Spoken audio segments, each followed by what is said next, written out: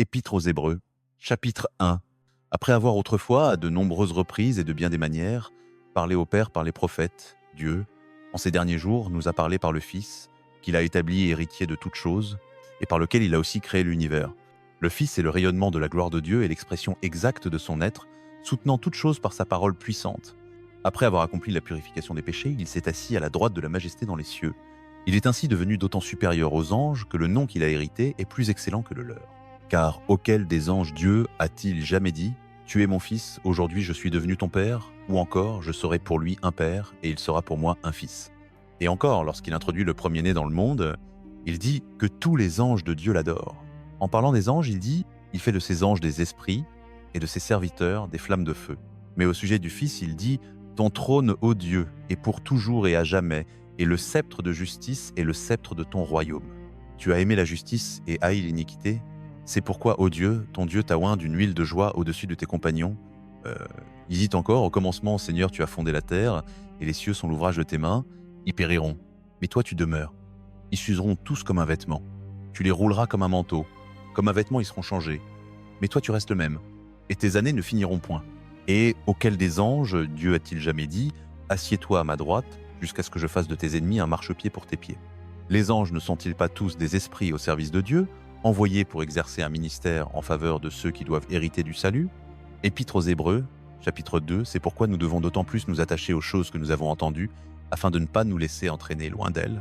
Hébreux, chapitre 2, donc nous devons d'autant plus nous attacher à ce que nous avons entendu, afin de ne pas nous écarter, car si la parole annoncée par des anges a été ferme, et si toute transgression et toute désobéissance a reçu une juste rétribution, comment échapperons-nous si nous négligeons un si grand salut? Ce salut annoncé d'abord par le Seigneur nous a été confirmé par ceux qui l'ont entendu, Dieu appuyant leur témoignage par des signes, des prodiges et divers miracles, et par des dons du Saint-Esprit distribués selon sa volonté. En effet, ce n'est pas à des anges qu'il a soumis le monde à venir dont nous parlons, mais quelqu'un a rendu ce témoignage en disant « Qu'est-ce que l'homme pour que tu te souviennes de lui, ou le Fils de l'homme pour que tu prennes soin de lui? Tu l'as abaissé pour un peu de temps au-dessous des anges, tu l'as couronné de gloire et d'honneur, tu as mis toutes choses sous ses pieds. En mettant toutes choses sous ses pieds, Dieu n'a rien laissé qui ne lui soit soumis. Toutefois, à présent, nous ne voyons pas encore que toutes choses lui soient soumises. Mais nous voyons Jésus, qui a été abaissé pour un peu de temps au-dessous des anges, couronné maintenant de gloire et d'honneur à cause de la souffrance de la mort, afin que, par la grâce de Dieu, il goûtât à la mort pour tous. En effet, il convenait que Dieu, pour qui et par qui sont toutes choses, voulant conduire à la gloire beaucoup de fils et de filles, rendit parfait par les souffrances le chef de leur salut. Car celui qui sanctifie et ceux qui sont sanctifiés sont tous issus d'un même, c'est pourquoi il n'a pas honte de les appeler frères et sœurs, disant « J'annoncerai ton nom à mes frères et sœurs, au milieu de l'assemblée je chanterai tes louanges, et encore, je mettrai ma confiance en lui, et encore, me voici, moi et les enfants que Dieu m'a donnés. » Ainsi donc, puisque les enfants ont en commun la chair et le sang, lui aussi y a pareillement participé, afin que par sa mort il réduisit à l'impuissance celui qui avait la puissance de la mort, c'est à dire le diable, et qu'il délivra tous ceux qui, par crainte de la mort, étaient toute leur vie retenus dans la servitude.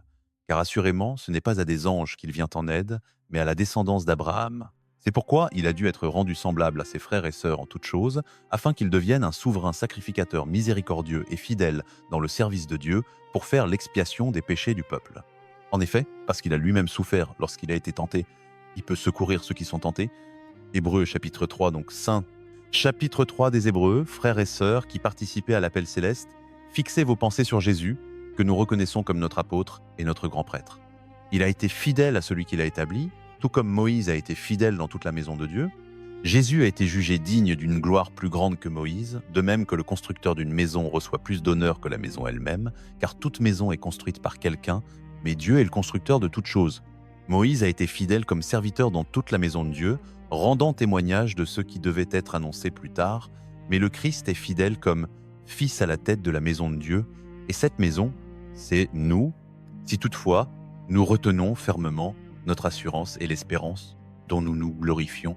C'est pourquoi, comme le dit l'Esprit Saint, aujourd'hui, si vous entendez sa voix, n'endurcissez pas vos cœurs comme lors de la révolte, au temps de l'épreuve dans le désert, où vos ancêtres m'ont mis à l'épreuve et m'ont provoqué, bien qu'ils aient vu mes œuvres pendant 40 ans. C'est pourquoi je fus irrité contre cette génération et je dis, leur cœur s'égare toujours, ils n'ont pas connu mes voies. Ainsi, dans ma colère, j'ai juré, ils n'entreront jamais dans mon repos. Prenez garde, frères et sœurs, qu'aucun de vous n'ait un cœur mauvais et incrédule, qui se détourne du Dieu vivant, mais exhortez-vous les uns les autres chaque jour, aussi longtemps qu'on peut dire aujourd'hui, afin qu'aucun de vous ne s'endurcisse par la séduction du péché. Car nous sommes devenus participants du Christ, si du moins nous retenons fermement jusqu'à la fin la conviction que nous avions au commencement. Comme il est dit aujourd'hui, si vous entendez sa voix, n'endurcissez pas vos cœurs comme lors de la révolte. Qui furent, en effet, ceux qui entendirent et se révoltèrent, n'étaient-ce pas tous ceux que Moïse fit sortir d'Égypte et contre qui Dieu fut-il irrité pendant 40 ans? N'était-ce pas contre ceux qui avaient péché, dont les corps tombèrent dans le désert, et à qui Dieu jura-t-il qu'ils n'entreraient pas dans son repos, sinon à ceux qui désobéirent? Ainsi voyons-nous qu'ils ne purent y entrer à cause de leur incrédulité. Épître aux Hébreux, chapitre 4 de l'Épître aux Hébreux. Ainsi, puisque la promesse d'entrer dans son repos demeure, soyons attentifs, afin qu'aucun de vous ne paraisse être resté en arrière. Car la bonne nouvelle nous a été annoncée à nous aussi, tout comme à eux, mais le message qu'ils ont entendu ne leur a servi de rien, parce qu'ils ne l'ont pas accueilli avec la foi de ceux qui ont obéi. Or nous qui avons cru, nous entrons dans ce repos, selon ce que Dieu a dit. Ainsi j'ai juré dans ma colère, ils n'entreront jamais dans mon repos, alors que ses œuvres étaient achevées depuis la fondation du monde. Car il a parlé quelque part du 7e jour en ces termes, et Dieu se reposa le 7e jour de toutes ses œuvres, et de nouveau dans ce passage, il dit « Ils n'entreront jamais dans mon repos ». Ainsi donc, puisqu'il reste que quelques-uns y entrent, et que ceux à qui la bonne nouvelle fut annoncée auparavant n'y sont pas entrés à cause de leur désobéissance, Dieu fixe de nouveau un jour, aujourd'hui, en disant bien longtemps après par David, comme il est déjà cité, « Aujourd'hui, si vous entendez sa voix, n'endurcissez pas vos cœurs, car si Josué leur avait donné le repos, Dieu ne parlerait pas après cela d'un autre jour. » Il reste donc un repos de sabbat pour le peuple de Dieu. Car celui qui entre dans le repos de Dieu se repose aussi de ses œuvres, comme Dieu s'est reposé des siennes. Efforçons-nous donc d'entrer dans ce repos, afin que personne ne tombe en suivant le même exemple de désobéissance. Car la parole de Dieu est vivante et efficace, plus tranchante qu'aucune épée à 2 tranchants, pénétrant jusqu'à partager l'âme et l'esprit, les jointures et la moelle, et jugeant les pensées et les intentions du cœur. Nulle créature n'est cachée devant lui, mais tout est à nu et découvert aux yeux de celui à qui nous devons rendre compte. Ainsi, puisque nous avons un grand souverain sacrificateur qui a traversé les cieux, Jésus le Fils de Dieu, demeurons fermes dans la foi que nous professons, car nous n'avons pas un souverain sacrificateur incapable de compatir à nos faiblesses, mais un qui a été tenté en toutes choses comme nous, sans commettre de péché. Approchons-nous donc avec assurance du trône de la grâce, afin d'obtenir miséricorde et de trouver grâce pour être secourus au moment opportun. Chapitre 5 de l'Épître aux Hébreux, tout souverain sacrificateur est choisi parmi les hommes.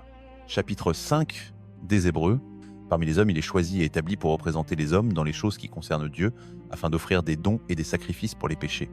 Il peut se montrer plein de douceur envers ceux qui sont ignorants et égarés, puisqu'il est lui-même sujet à la faiblesse. C'est pourquoi il doit offrir des sacrifices pour ses propres péchés, aussi bien que pour ceux du peuple. Nul ne s'attribue cet honneur par lui-même, mais il le reçoit lorsqu'il est appelé par Dieu, comme le fut Aaron. De même, le Christ ne s'est pas attribué à lui-même la gloire de devenir grand prêtre, mais c'est Dieu qui lui a dit « Tu es mon fils, aujourd'hui je suis devenu ton père ». Et il dit encore ailleurs « Tu es prêtre pour toujours selon l'ordre de Melchisédek ». Durant les jours de la vie de Jésus sur la terre, il offrit des prières et des supplications, avec de grands cris et avec des larmes, à celui qui pouvait le sauver de la mort, et il fut exaucé à cause de son respectueux abandon. Bien qu'il fût fils, il apprit l'obéissance parce qu'il souffrit, et, après avoir été rendu parfait, il est devenu l'auteur du salut éternel pour tous ceux qui lui obéissent. Et Dieu l'a désigné grand prêtre selon l'ordre de Melchisédek. Nous avons beaucoup à dire là-dessus, mais il est difficile de l'expliquer parce que vous êtes devenus lents à comprendre. En effet, alors que depuis longtemps vous devriez être des maîtres, vous avez encore besoin qu'on vous enseigne les premiers principes des paroles de Dieu. Vous avez besoin de lait et non de nourriture solide. Or, quiconque en est encore au lait n'est pas familier avec l'enseignement sur la justice, car il est un enfant.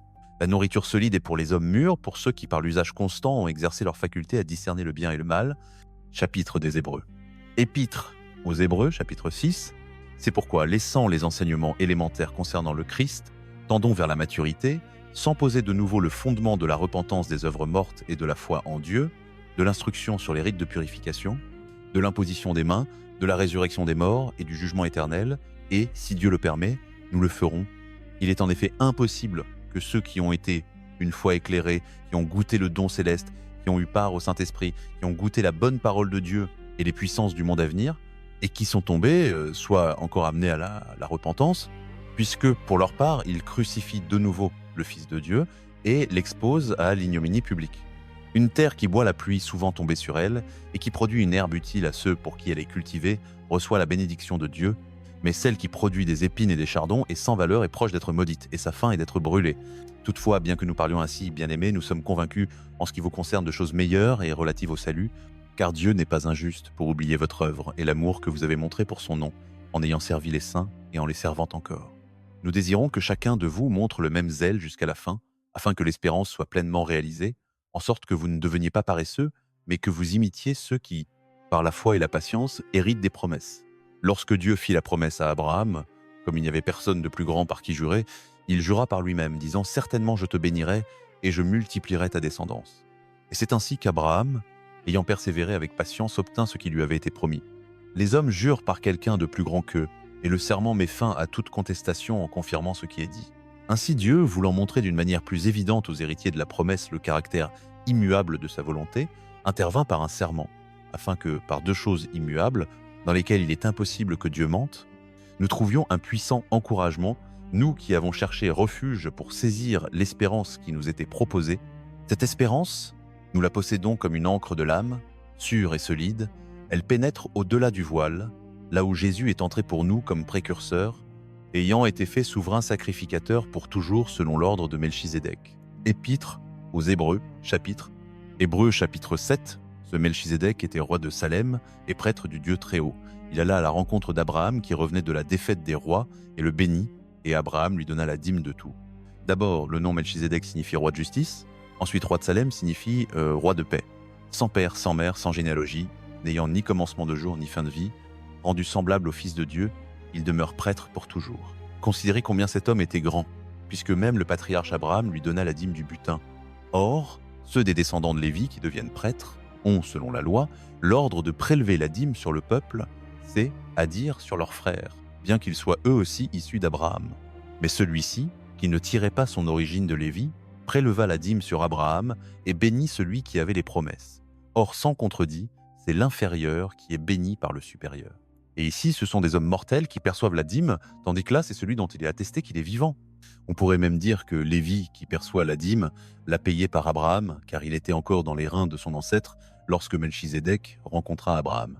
Si donc la perfection avait été possible par le sacerdoce lévitique, puisque c'est sur lui que repose la loi donnée au peuple, quel besoin y avait-il encore qu'un autre prêtre surgisse selon l'ordre de Melchizedek et non selon l'ordre d'Aaron? Car lorsque le sacerdoce est changé, il y a nécessairement aussi un changement de loi. Celui de qui ces choses sont dites appartient à une autre tribu, dont aucun membre n'a servi à l'autel. En effet, il est évident que notre Seigneur est issu de Juda, et Moïse n'a rien dit concernant des prêtres issus de cette tribu. Cela devient encore plus clair lorsqu'apparaît un autre prêtre semblable à Melchizedek, établi non sur la base d'une règle relative à une ascendance charnelle, mais selon la puissance d'une vie indestructible, car il est attesté « Tu es prêtre pour toujours », selon l'ordre de Melchizedek. Ainsi, l'Ancien Commandement est abrogé à cause de sa faiblesse et de son inutilité, car la loi n'a rien amené à la perfection, mais une meilleure espérance est introduite, par laquelle nous nous approchons de Dieu. Et cela n'a pas eu lieu sans serment. Les autres sont devenus prêtres sans serment, mais lui il est devenu avec serment par celui qui lui a dit « Le Seigneur a juré et ne se repentira pas, tu es prêtre pour toujours ». À cause de ce serment, Jésus est devenu le garant d'une alliance meilleure. De plus, il y a eu beaucoup de prêtres, parce que la mort les empêchait de rester en fonction, mais lui, parce qu'il demeure éternellement, possède un sacerdoce qui ne se transmet pas. C'est pourquoi il peut sauver parfaitement ceux qui s'approchent de Dieu par lui, étant toujours vivant pour intercéder en leur faveur. Un tel souverain sacrificateur répondait en effet à notre besoin, saint, innocent, pur, séparé des pécheurs et élevé au-dessus des cieux. Contrairement aux autres souverains sacrificateurs, il n'a pas besoin d'offrir chaque jour des sacrifices, d'abord pour ses propres péchés, puis pour ceux du peuple, car il l'a fait une fois pour toutes, en s'offrant lui-même. En effet, la loi établit comme souverain sacrificateur des hommes sujets à la faiblesse, mais le serment, postérieur à la loi, établit le Fils, rendu parfait pour toujours. Hébreux chapitre 8. Maintenant, le point principal de ce que nous disons est ceci. Nous, chapitre 8 des Hébreux, nous avons tel grand prêtre qui s'est assis à la droite du trône de la majesté dans les cieux et qui exerce son ministère dans le sanctuaire, le véritable tabernacle dressé par le Seigneur et non par un simple être humain. Tout grand prêtre est établi pour offrir des dons et des sacrifices, et il était donc nécessaire que celui-ci aussi ait quelque chose à offrir. S'il était sur la terre, il ne serait pas prêtre, puisqu'il y a déjà des prêtres qui offrent les dons prescrits par la loi. Ils servent dans un sanctuaire qui est une copie, et l'ombre de ce qui est dans les cieux. C'est pourquoi Moïse fut averti lorsqu'il allait construire le tabernacle. Prends garde de faire tout selon le modèle qui t'a été montré sur la montagne. Mais en réalité, le ministère que Jésus a reçu est d'autant supérieur au leur que l'alliance dont il est le médiateur est supérieure à l'ancienne, puisque la nouvelle alliance est fondée sur de meilleures promesses. Car s'il n'y avait rien eu de défectueux dans la première alliance, il n'aurait pas été question d'en chercher une autre. Mais Dieu a trouvé un reproche au peuple, et il a dit des jours viennent, déclare le Seigneur, où je conclurai une nouvelle alliance avec la maison d'Israël et avec la maison de Juda. Elle ne sera pas comme l'alliance que j'ai faite avec leurs ancêtres le jour où je les ai pris par la main pour les faire sortir d'Égypte, parce qu'ils ne sont pas demeurés fidèles à mon alliance, et je me suis détourné d'eux, déclare le Seigneur. Voici l'alliance que j'établirai avec la maison d'Israël après ces jours-là, déclare le Seigneur. Je mettrai mes lois dans leur esprit, je les écrirai dans leur cœur, je serai leur Dieu, et ils seront mon peuple. Aucun n'enseignera plus son prochain, ni ne dira à son frère « Connais le Seigneur », car tous me connaîtront, depuis le plus petit jusqu'au plus grand d'entre eux. Car je pardonnerai leurs injustices, et je ne me souviendrai plus de leurs péchés. En appelant cette alliance nouvelle, il a rendu la première obsolète, et ce qui devient obsolète et vieilli est près de disparaître. Chapitre 9 des Hébreux. Or, la première alliance avait aussi des règles concernant le culte. Chapitre 9 de l'Épître aux Hébreux. Le premier pacte avait aussi des règles pour le culte et un sanctuaire terrestre. Un tabernacle fut en effet dressé. Dans la première partie se trouvait le chandelier, la table et les pains consacrés. Cette partie était appelée le lieu saint. Derrière le second voile se trouvait une partie appelée le lieu très saint. Elle contenait l'autel d'or pour les parfums et l'arche de l'alliance entièrement recouverte d'or.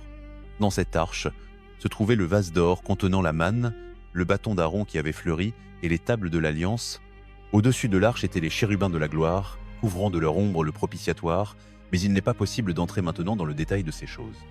Lorsque tout fut disposé de cette manière, les prêtres entraient continuellement dans la première partie du tabernacle pour accomplir leur service. Mais dans la seconde partie entrait seul le souverain sacrificateur, une fois par an seulement, et jamais sans du sang qu'il offrait pour lui-même et pour les fautes commises par le peuple dans l'ignorance. Le Saint-Esprit montrait par là que le chemin du lieu très saint n'était pas encore ouvert tant que le premier tabernacle subsistait. C'est une image pour le temps présent, indiquant que les dons et les sacrifices offerts ne peuvent pas rendre parfait quant à la conscience celui qui rend le culte. Ils concernent seulement des aliments, des boissons et diverses ablutions, des prescriptions extérieures imposées jusqu'au temps du nouvel ordre.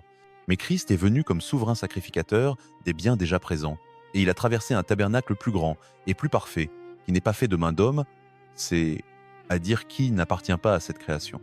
Il est entré une fois pour toutes dans le lieu très saint, non avec le sang de bouc et de veau, mais avec son propre sang, ayant obtenu une rédemption éternelle. En effet, si le sang des boucs et des taureaux et la cendre d'une génisse, répandue sur ceux qui sont souillés, les sanctifient et les rendent purs quant à la chair, combien plus le sang du Christ, qui, par l'Esprit éternel, s'est offert lui-même, sans tache à Dieu, purifiera-t-il notre conscience des œuvres mortes, afin que nous servions le Dieu vivant. C'est pour cette raison qu'il est le médiateur d'une nouvelle alliance, afin que ceux qui sont appelés reçoivent l'héritage éternel promis, maintenant qu'une mort est intervenue pour le rachat des transgressions commises sous la première alliance. Dans le cas d'un testament, il est nécessaire de constater la mort de celui qui l'a établi, car un testament n'entre en vigueur qu'après la mort, et il n'a aucune force tant que celui qui l'a établi est en vie.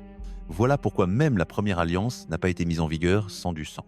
En effet, lorsque Moïse eut proclamé à tout le peuple tous les commandements de la loi, il prit le sang des veaux, avec de l'eau, de la laine écarlate et de l'hysope, et il en aspergea le livre lui-même ainsi que tout le peuple en disant Ceci est le sang de l'alliance que Dieu a ordonné pour vous. Il aspergea de la même manière de sang le tabernacle et tous les ustensiles du culte. Et presque tout, selon la loi, est purifié avec du sang, et sans effusion de sang, il n'y a pas de pardon. Il était donc nécessaire que les copies des réalités célestes soient purifiées par de tels sacrifices, mais les réalités célestes elles-mêmes par des sacrifices meilleurs que cela. Car Christ n'est pas entré dans un sanctuaire fait de main d'homme, simple copie du véritable, mais il est entré dans le ciel même, afin de se présenter maintenant pour nous devant la face de Dieu. Et c'est pas pour s'offrir lui-même plusieurs fois, comme le souverain sacrificateur entre chaque année dans le lieu très saint avec un sang qui n'est pas le sien, autrement il aurait dû souffrir plusieurs fois depuis la fondation du monde. Mais maintenant, à la fin des temps, il a paru une seule fois pour abolir le péché par le sacrifice de lui-même. Et comme il est réservé aux hommes de mourir une seule fois, après quoi vient le jugement. De même le Christ, après avoir été offert une seule fois pour porter les péchés de plusieurs, apparaîtra une seconde fois, sans rapport avec le péché, pour le salut de ceux qui l'attendent. Chapitre 10 des Hébreux, la loi n'est qu'une ombre des biens à venir, et non la réalité même. C'est pourquoi elle ne peut jamais, par les mêmes sacrifices offerts indéfiniment d'année en année, rendre parfaits ceux qui s'approchent pour adorer. Autrement, n'aurait-on pas cessé de les offrir, puisque les adorateurs, une fois purifiés, n'auraient plus eu conscience de leurs péchés, mais ces sacrifices sont un rappel annuel des péchés. En effet, il est impossible que le sang des taureaux et des boucs ôte les péchés. C'est pourquoi, en entrant dans le monde, le Christ a dit « Tu n'as voulu ni sacrifice, ni offrande, mais tu m'as formé un corps. Tu n'as pris plaisir ni aux holocaustes, ni aux sacrifices pour le péché. » Alors j'ai dit « Me voici, il est écrit de moi dans le rouleau, je suis venu pour faire ta volonté, mon Dieu. » Il a d'abord déclaré « Tu n'as voulu ni sacrifice, ni offrande, ni holocauste, ni sacrifice pour le péché, et tu n'y as pas pris plaisir, bien qu'il soit offert conformément à la loi. » Puis il a dit « Me voici, je suis venu pour faire ta volonté. » Il abolit ainsi le premier pour établir le second. Et c'est en vertu de cette volonté que nous avons été sanctifiés, par l'offrande du corps de Jésus-Christ, une fois pour toutes. Or, tout prêtre se tient chaque jour pour faire le service et offrir souvent les mêmes sacrifices, qui ne peuvent jamais ôter les péchés.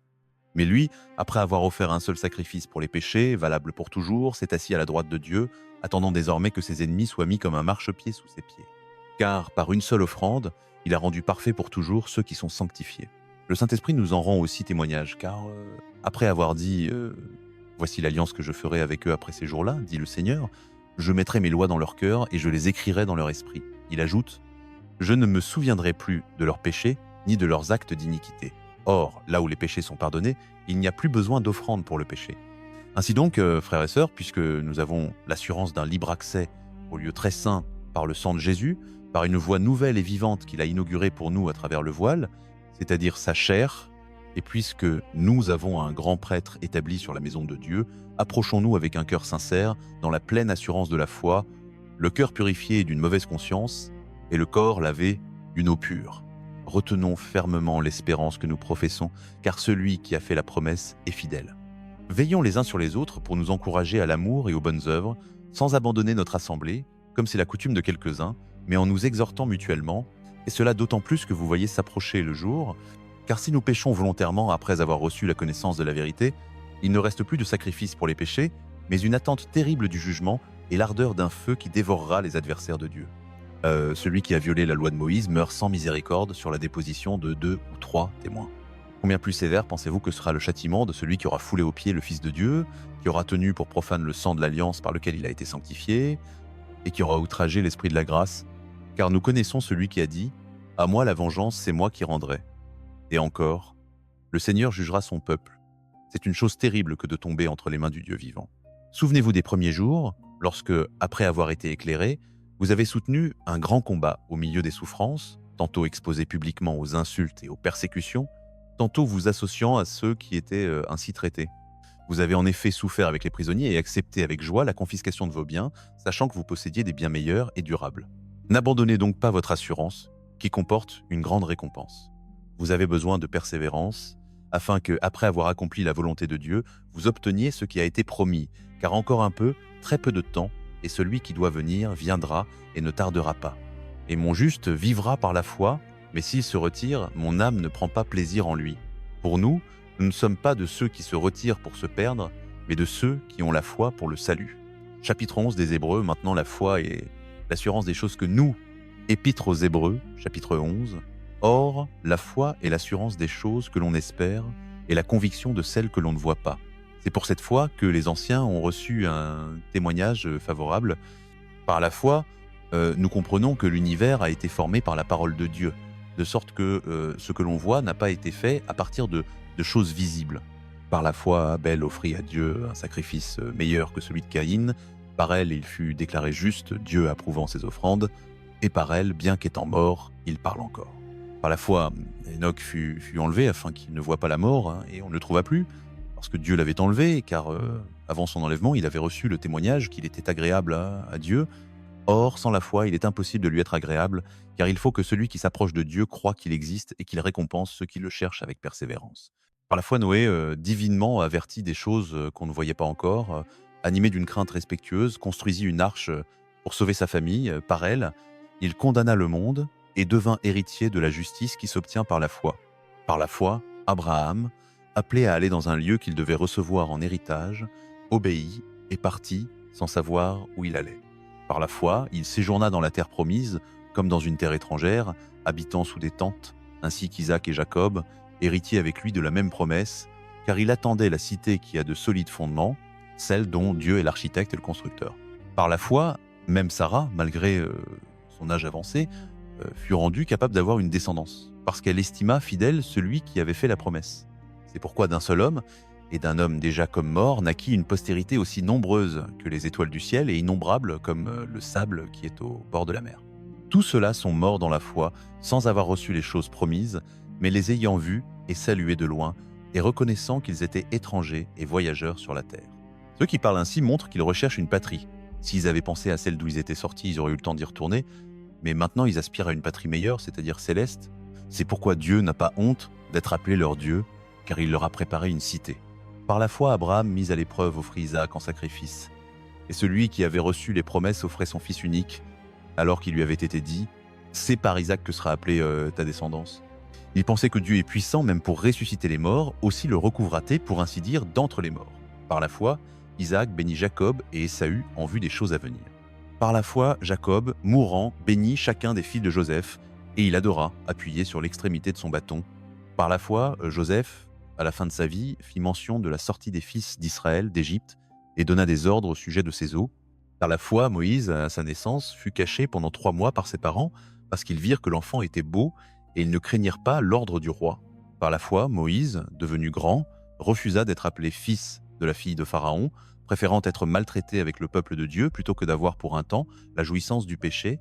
Il estima l'opprobre du Christ comme une richesse plus grande que les trésors de l'Égypte, car il avait les yeux fixés sur la récompense. Par la foi, il quitta l'Égypte sans craindre la colère du roi, car il se montra ferme, comme voyant celui qui est invisible.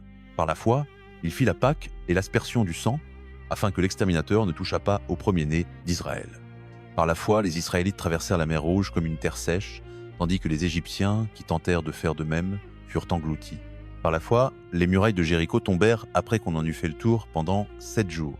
Par la foi, Rahab, la prostituée, ne périt pas avec les rebelles, parce qu'elle avait reçu les espions avec bienveillance. Et que dirais-je encore, car le temps me manquerait pour parler de Gédéon, de Barak, de Samson, de Jephthé, de David, de Samuel et des prophètes, qui par la foi vainquirent des royaumes, exercèrent la justice, obtinrent des promesses, fermèrent la gueule des lions, éteignirent la puissance du feu, échappèrent aux tranchants de l'épée, guérirent de leurs maladies, furent vaillants à la guerre, mirent en fuite des armées étrangères. Des femmes retrouvèrent leurs morts ressuscités. D'autres furent torturées, n'acceptant pas de délivrance afin d'obtenir une meilleure résurrection. D'autres encore subirent les moqueries et le fouet, les chaînes et la prison. Ils furent lapidés, sciés en deux, mis à l'épreuve, tués par l'épée. Ils allèrent ça, et là, vêtus de peau de brebis et de peau de chèvre, dénués de tout, persécutés, maltraités, eux dont le monde n'était pas digne. Errant dans les déserts et les montagnes, dans les cavernes et les antres de la terre, tout cela, bien qu'ayant reçu un bon témoignage par leur foi, n'ont pas obtenu ce qui leur avait été promis, Dieu ayant en vue quelque chose de meilleur pour nous, afin qu'ils ne parviennent pas sans nous à la perfection.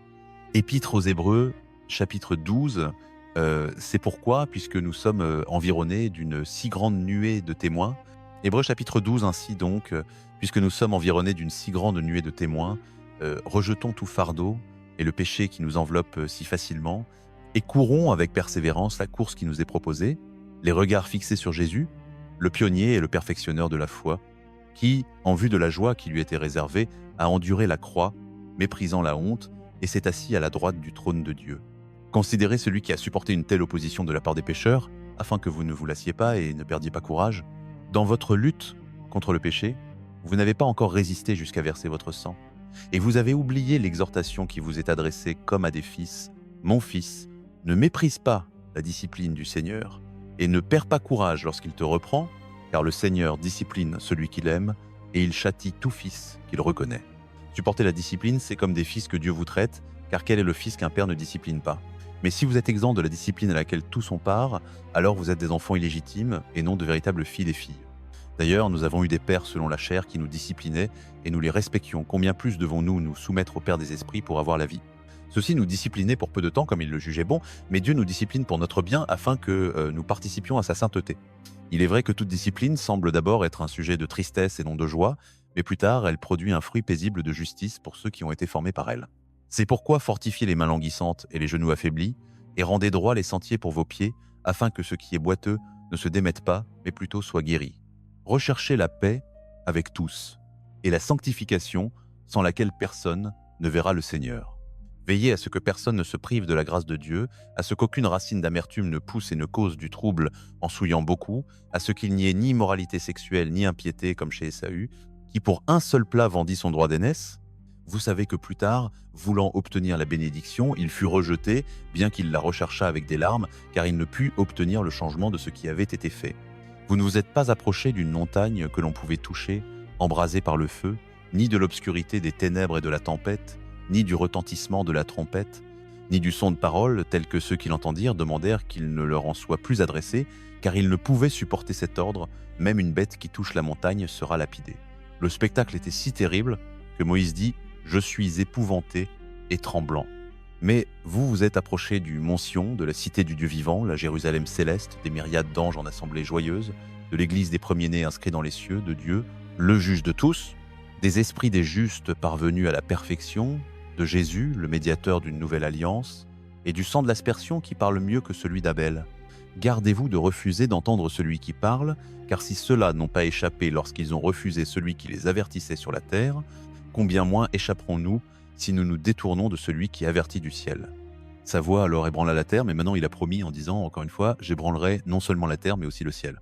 Ces mots, encore une fois, indiquent la disparition des choses ébranlées, comme ayant été créées, afin que les choses inébranlables subsistent. C'est pourquoi, recevant un royaume inébranlable, montrons de la reconnaissance et offrons à Dieu un culte qui lui soit agréable, avec piété et crainte, car notre Dieu est un feu dévorant. Chapitre 13 des Hébreux, persévérer dans l'amour fraternel. N'oubliez pas l'hospitalité envers les étrangers, car en la pratiquant, certains ont accueilli des anges sans le savoir. Souvenez-vous des prisonniers comme si vous étiez aussi en prison avec eux, et de ceux qui sont maltraités comme si vous souffriez vous-même. Que le mariage soit honoré de tous, et que le lit conjugal soit gardé pur, car Dieu jugera l'adultère et tous les débauchés. Que votre conduite soit sans amour de l'argent, et contentez-vous de ce que vous avez, car Dieu a dit « Je ne te délaisserai jamais, et je ne t'abandonnerai jamais ». Ainsi pouvons-nous dire avec assurance « Le Seigneur est mon aide, je ne craindrai rien, que peut me faire un simple mortel ?» Souvenez-vous de vos conducteurs qui vous ont annoncé la parole de Dieu. Considérez quelle a été la fin de leur manière de vivre et imitez leur foi. Jésus-Christ est le même hier, aujourd'hui et éternellement. Ne vous laissez pas entraîner par des enseignements divers et étrangers, car il est bon que le cœur soit affermi par la grâce et non par des aliments rituels qui n'ont servi à rien à ceux qui s'y attachent. Nous avons un autel dont ceux qui servent au tabernacle n'ont pas le droit de manger. Le grand prêtre porte le sang des animaux dans le lieu très saint comme offrande pour le péché, mais les corps sont brûlés hors du camp. C'est pourquoi Jésus aussi a souffert hors de la porte de la ville, afin de sanctifier le peuple par son propre sang. Sortons donc vers lui hors du camp, en portant l'opprobre qu'il a porté. Car ici-bas, nous n'avons pas de cité permanente, mais nous cherchons celle qui est à venir. Par Jésus, donc, offrons sans cesse à Dieu un sacrifice de louange, c'est, à dire, le fruit de lèvres qui confesse ouvertement son nom. Et n'oubliez pas de faire le bien et de partager, car Dieu prend plaisir à de tels sacrifices. Ayez confiance en vos conducteurs et soumettez-vous à leur autorité, car ils veillent sur vos âmes comme devant en rendre compte, afin qu'ils le fassent avec joie et non en gémissant, ce qui ne vous serait d'aucun avantage. Priez pour nous, car nous sommes convaincus d'avoir une bonne conscience et nous désirons nous conduire honorablement en toutes choses. Je vous exhorte tout particulièrement à prier, afin que je vous sois rendu plus promptement, que le Dieu de paix, qui a ramené d'entre les morts notre Seigneur Jésus, le grand berger des brebis, par le sang de l'alliance éternelle, vous rende capable de toute œuvre bonne pour l'accomplissement de sa volonté, et qu'il fasse en nous ce qui lui est agréable par Jésus-Christ, à qui soit la gloire au siècle des siècles. Amen. Frères et sœurs, je vous exhorte à supporter cette parole d'exhortation, car je vous ai écrit en peu de mots. Sachez que notre frère Timothée a été relâché. S'il vient bientôt, je viendrai avec lui vous voir. Saluez tous vos conducteurs et tous les saints. Ceux d'Italie vous saluent. Que la grâce soit avec vous tous